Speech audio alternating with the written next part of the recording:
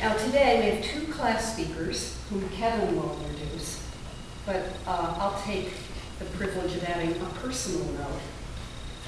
I've known Justin since he was an undergraduate in our liberal arts program. And at Marlboro we like to say we are all teachers, all students. And I have learned a lot with Justin. And Justin, I'm so proud you're graduating. I do too. Please welcome Kevin Bell.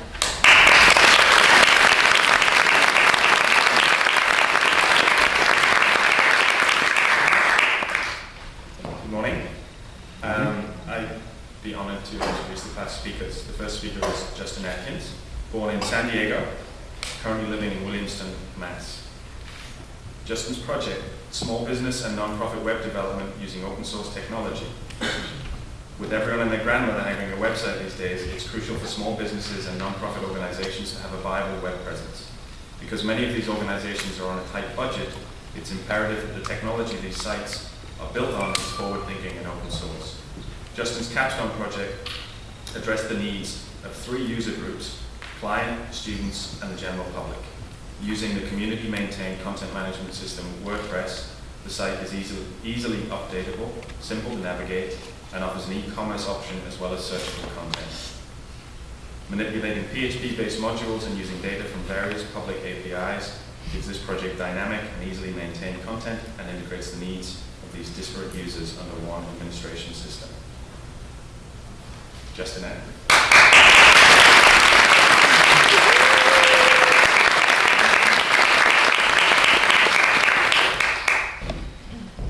I wasn't planning on being here today. No, nothing morbid.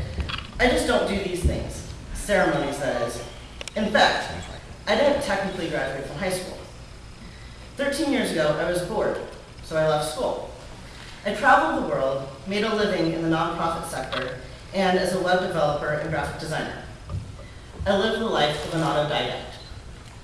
I spoke often of the evils of institutional education. When people asked me where I got my master's degree, I proudly said I didn't graduate from high school. I was not going to conform. When I met Tamara, my wife, and a lifelong academic in an institutional setting, I told her all of this, and she said, "I know of the school for you." After 3 tries to get into Marlboro, see, it's a little tough without a high school diploma and with shabby SAT scores. Mother, cover your ears. I made pictures with the little SAT bubbles. I finally started here up on the hill. Basically, I was studying anarchy and graffiti. Now, it is no big surprise that once I found myself at a college of nonconformists, I couldn't even conform to their program.